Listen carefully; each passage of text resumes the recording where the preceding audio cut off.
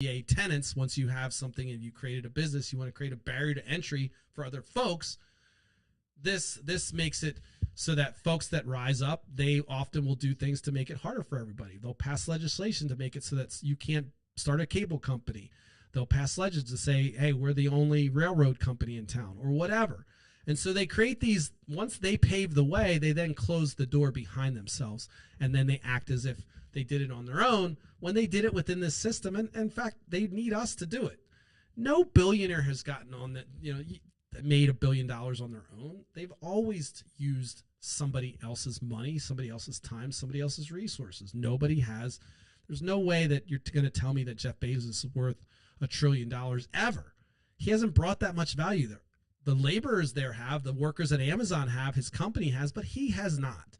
And once he created that company's going to exist. There's no reason for him to have that much wealth and not pay the folks that are building the company, which are the laborers.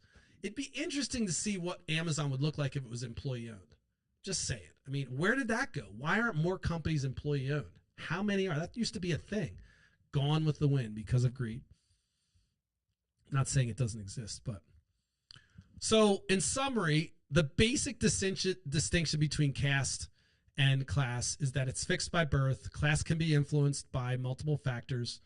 And the realities are both systems are influenced by a variety of social, economic, and cultural factors. And both systems can be used as a mechanism of control by the folks at the top. Why am I saying all this stuff? Why is this, I know it's not exciting. It's not whiz bang. Ooh, Donald Trump, said some funny shit and talk about sharks and electrocuting boats and all that crazy shit. It's important to understand these systems because the other systems, there's a history behind it. Knowing our history helps us understand and prevent it and improve in the future. But understanding the benefits of class system that we exist in and kind of saying, hey, look, this is how things work. Why do they work that way? Is it good? Is it bad? We can't really understand how we can improve it if we don't know what it is. So today's topic is really kind of a reference point going forward to say, hey, go listen to the caste versus class podcast so that you understand kind of where I'm coming from. And I'm going to lay that groundwork here shortly. So I think I still have time. Let me just see where I want to go next. Theoretically, when I was doing the research for this, I ended up landing on a lot of stuff with Palestine and apartheid. These things all kind of tie together because they become mechanisms of power and control. And so even a caste system was a mechanism of power and control from the Brits, and they reinforced it. They didn't invent the caste system, but they walked upon it and said, hey, this is a good idea. This will make it easier for us to administer. And they then codified it through the census and then also codified it by controlling access to government roles by only giving them to certain castes. And so that was a power move. Apartheid, power move. Segmenting people into classes, power move. Jim Crow, power move. That's not a caste system, but that was a power move used to control people. So they're different. One's economic, but one's race. But again, it's still power. We're still talking about power. One of the things I want to hone in on before I kind of close up and go to the next point is that the stigmas that go along with being in the lower class create a whole host of discrimination and culturally makes it difficult for folks to escape, even if the law were to be changed, or even when government intervention says, hey, look, you can no longer have a caste system, you must hire equal opportunity. But now we have the social stigma of, oh, he was a Shudra. We don't want any Shudras here. He was a laborer. We don't want any laborers here. Yeah, I know it's legal, but we're just not hiring for that. We need somebody that has a little bit more blah, blah, blah. And so they classify you, they stratify you right there on the spot. All right, so I don't know if I did it justice like I did last night for 3 hours, but we're going to wrap up and go to the next point, which is the free lunches, and that was the title on the Instagram. But there was a social post today that I made talking about how 8 states have passed laws that allow kids to have free food. Common sense. I get triggered when I talk about this. It's no brainer to me that that kids should have free meals. What I find interesting is the arguments against say that we can't afford it. And this really triggers me because I'm like, what do you mean we can't afford? We can afford anything we want. Like, we make up things. This monetary policy is made up. If we need to feed people, you're telling me we can't do it? Like, you're actually going to tell me United States couldn't afford to feed every kid for school? I don't believe you. I don't believe you. And you know why? Because we print money anytime we want. The argument came into this feed that's saying, oh, we're $31 trillion. This is where I really get triggered, because then I'm like, you know what? I want to talk to a PhD or an MBA, and I want to fucking tell them they're wrong. Because every single time I hear somebody talk about the deficit, no matter how smart they are, they're on CNBC, I'm like, wow, that person's a fucking idiot. And here's why. It's not because Nate's so smart, but it's because they're lying to you about the longevity of the state actor that's at play here, that's holding the debt. If I have debt, when I'm dead, somebody else has to take care of that debt. If I'm married, somebody else, or it gets dissolved and it's absorbed and somebody has a loss. I'm going to die. I don't want to die. I want to live forever. Sometimes I would like to live for 5 minutes, but I'm going to die. And when I die, that gets reconciled. When a corporation ceases to exist, those things get reconciled. Corporations have more longevity than I do typically. A corporation can continue to live past my lifetime and past for generations. But a corporation only exists because a state exists. So as long as corporations exist, we know we have to have a state, because the state's the one that gives a corporation the power to incorporate. Okay, imagine we don't have a U.S. government. There's no corporation. What the fuck is Apple? If we don't have any governments, what is Apple? It's just a bunch of people that said, no, the government essentially says, hey, Apple, you have these rights and you can do these things, and now you're a corporation. Boom, you have to file taxes this way, you have to do these reports, you have to have these meetings, you have to do this, this, and this. And that says if Apple does that, they can ride themselves out as a corporation. So the state is giving them power. Why is that important? Well, when a corporation, runs out of funds, they could dissolve and the state takes care of it, and they can file bankruptcy with the state, and then, they dissolve and the money gets distributed, or paid debts get paid or forgiven or whatever, and it's reconciled. The U.S. government ain't going anywhere. So there's not going to be a reconciliation day. It's not going to die. It's not going to go away. If it does go away, then we're in way bigger trouble than any fucking debt, and the debt's going to be, who cares? So this argument of debt for the government isn't even close to the way people think about it. Think about it this way. I'm going to simplify it for all you fucking PhDs that don't fucking say this on fucking news and you continue, and all you representatives that talk about the deficit, so disingenuous, or maybe you don't understand this. Let me keep it simple. If you have the ability to always make your payment on any loan that I give you, and you can guarantee this, and you've never failed, no matter how much you borrow, you always make your payments. Let me ask you this. If you are $10 quadrillion in debt to me, but you always make your payments to me, what does it matter? If you're always able to make the payments, what does the debt matter? So it's a trick. It's a number. It's a false number. It means nothing. And you can say it means something, but I'll tell you right now, this is a fact, and you can Google it. You can mint a $31 trillion coin and pay off the debt instantly. They can literally go in there and say, look, we're going to pay off our debt. We're minting a $31 trillion coin. We're going to pay off our debt. That's it. The debt's paid. Who is it? To China? Here it is. There it is.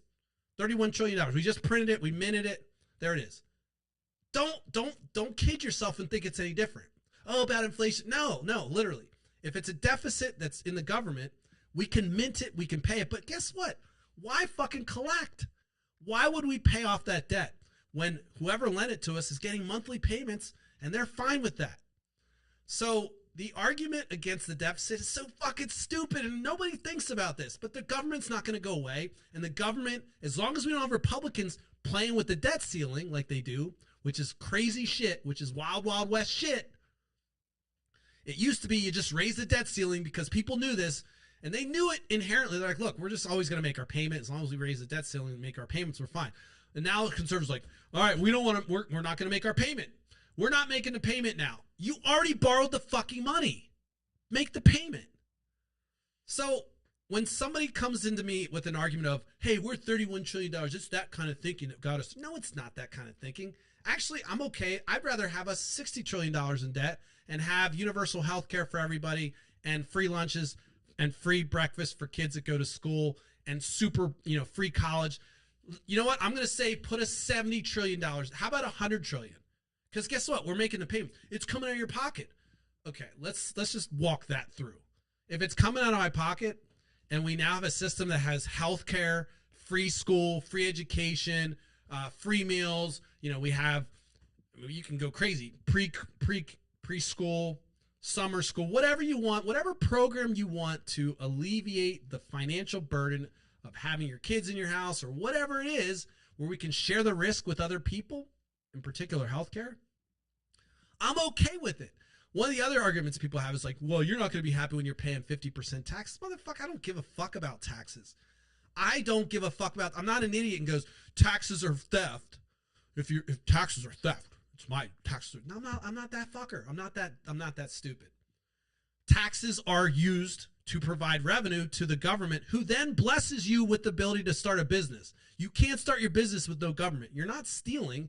You're paying your due. We can argue about the cap and who should pay more in that. But taxes aren't theft. It's not theft.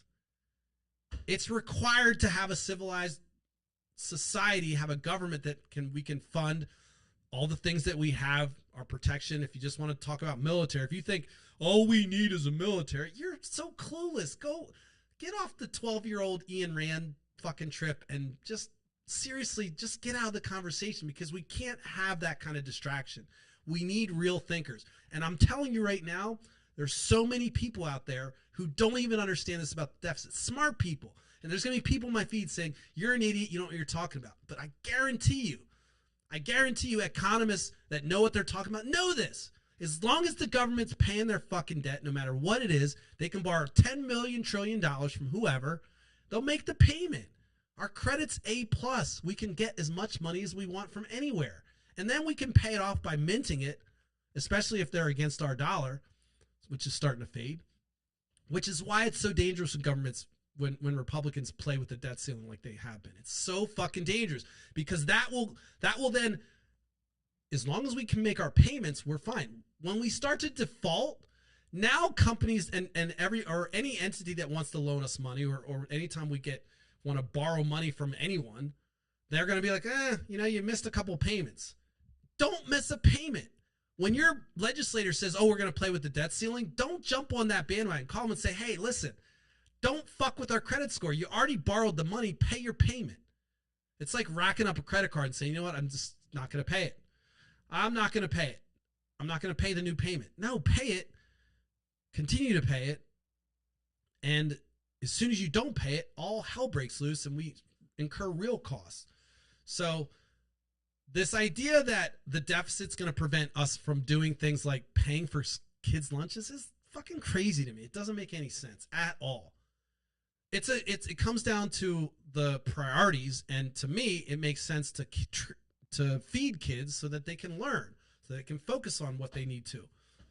So when folks bring that argument of deficits and all this other shit that makes no sense, I'm talking about Maslow's hierarchy of needs here. Like, the kid needs food.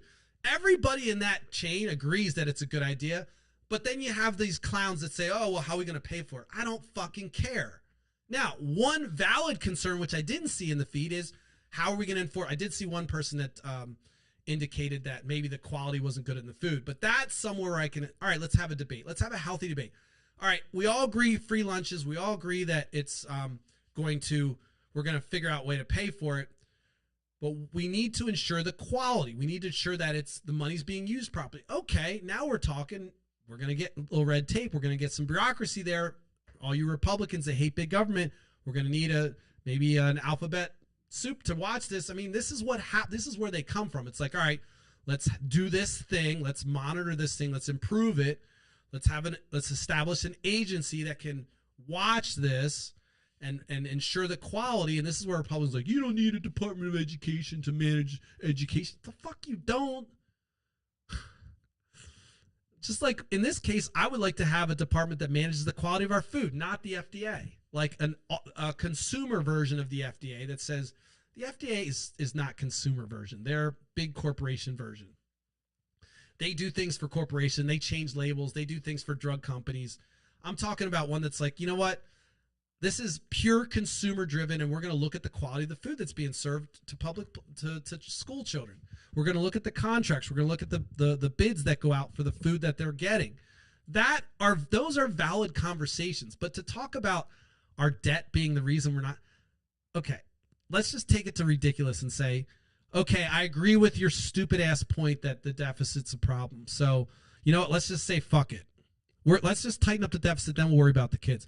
This generation of kids, they're not going to eat because we're going to tighten our butt cheeks and pay off the deficit. Does that make sense? I don't have any kids, so if you're okay to put your kids on a chopping block right now and say, fuck it, my kids will be the sacrificial lamb. I'm poor. You know what? Fuck this. I swear to God, you see poor people talking about this shit too. I'm not kidding. It's ludicrous. They're concerned about the deficit when their fucking kids aren't eating. I shit you fucking not. Talk about cognitive bias. Talk about cognitive dissonance. All right. We're at 6 o'clock almost. I'm probably going to get yelled at or called here soon to say, where the fuck are you? So we're going to wrap. Nate, you said you were going to wrap and talk about caste versus class, and then you talk about school lunches. What are you talking about? Well, here's the kicker. Why that was interesting is because one of the folks who typically is a more conservative listener was on this thread, and they posted that they had been the recipient of a program that provided free lunches, and they had an issue with the language that said, regardless of income, you would get a free lunch. Which, look, this person's conservative, but I love this comment. The person's being vulnerable and saying, hey, this is something I had to deal with.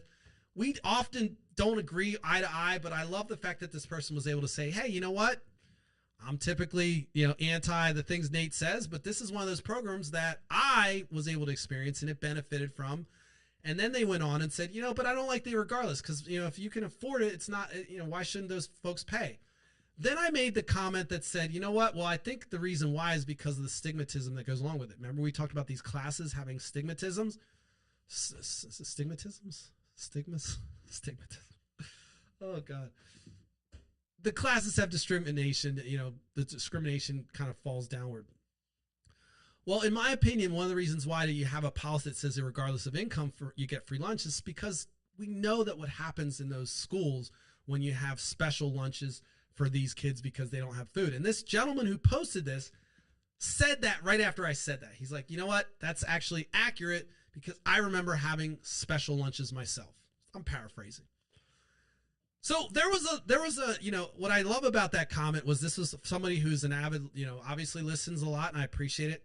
I love it. Thank you. I know you've been a listener for a while, but also I like the fact that they kind of came out and said, look, I'm they didn't say they're conservative. I know, by the way, I shouldn't say that because I don't know if they are, but they typically align with that way. But I love the vulnerability and then also the kind of aha moment, in my opinion, that both of us had, which is like, logically it doesn't make sense to kind of say this person gets free lunches and this person doesn't, creating a class, stratifying this, injecting that classification into the school system so that they can then begin to pick on each other and bully each other for those that have and the haves-nots. And so I thought that it was interesting how school lunches has become a class thing. And this is why I ended up kind of diving down this path of caste versus class. And I thought that when I think about America, I think of it as a class system with a pinch or a spicy touch of caste. And let me walk you through that. If you're born into wealth, you typically stay that way. You are able to pass generational wealth on. Jeff Bezos's great grandchildren probably will never work. The great grandchildren of almost every billionaire on the planet probably won't work. They won't have to do a damn thing. They will be cast into riches. So this is why I say America's a class system, 5 classes, but the top class and the bottom class essentially are castes. Because you're born into poverty, it's super fucking difficult. I'm talking about low end poverty. It's very difficult to get out of it in America. It's not just hard work. It's luck. It's opportunity. It's location. It's timing. To get out of that lowest tier, it's not easy. And people, oh, you just buckle up. No, people have 4 or 5 jobs. They're working their ass off. The system has failed them. The system hasn't provided them the education, the resources, the tools, because we've had barriers to entry on all those things. So I argue that America has a caste system or a class system with a caste a spicy topping, or maybe a fluffy icing or something more sweet. All right. This may be the most incoherent live I've ever done, but I think you'll be able to grab a couple things. And let me try to wrap it up and put a bow on it so I can get some sleep, maybe 2 hours, and then get back to my meeting. But we got it out. We're going to check the box. We're going to do another live tonight, and I apologize about all this. I know that I had a lot prepared, but when the internet breaks out after a 3-hour rant, and I'm determined to do it, I don't fucking care. So at least give me a pat on the back for following through. I get nothing. All right. So in summary, we talked about the caste system. We talked about the history of it. I talked a little bit about some countries that have some similar systems. And then I went through and started talking about the class system in America. And I briefly drew some parallels between the class system and the caste system. The biggest difference is the birth versus the opportunity to move freely between the classes theoretically. However, in a class system, we have a lot of issues that can be barriers to entry.